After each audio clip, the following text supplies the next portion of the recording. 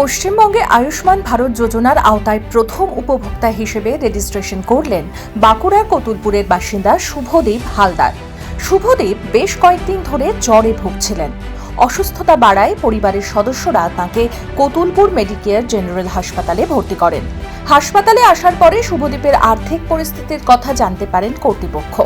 এরপরে আয়ুষ্মান ভারত যোজনার আওতায় চিকিৎসা পরিষেবা দেওয়ার জন্য স্বাস্থ্য দপ্তরের কাছে আবেদন করা হয়। স্বাস্থ্য দপ্তরের অনুমোদন পাওয়ার পরেই শুভদীপের ভর্তি প্রক্রিয়া সম্পন্ন করে চিকিৎসা শুরু করে হাসপাতাল কর্তৃপক্ষ।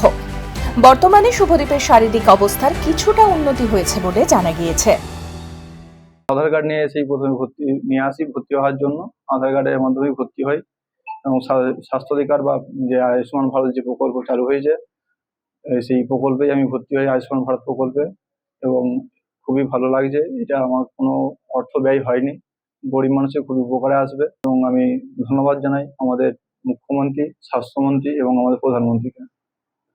এই পরিষেবা যাতে আরো মানুষের কাছে পৌঁছে যায় তার অনুরোধ রইল। পরিবারের সদস্যরা জানান, আয়ুষ্মান ভারত কার্ডের মাধ্যমে চিকিৎসার সুযোগ পাওয়ায় তাঁরা উপকৃত হয়েছেন। আয়ুষ্মান ভারত যে কার্ড নতুন চালু হয়েছে সেই কার্ডের মাধ্যমেই ভর্তি করা হয়েছে। কিছুক্ষণ আগেই তো চালু হলো এটা।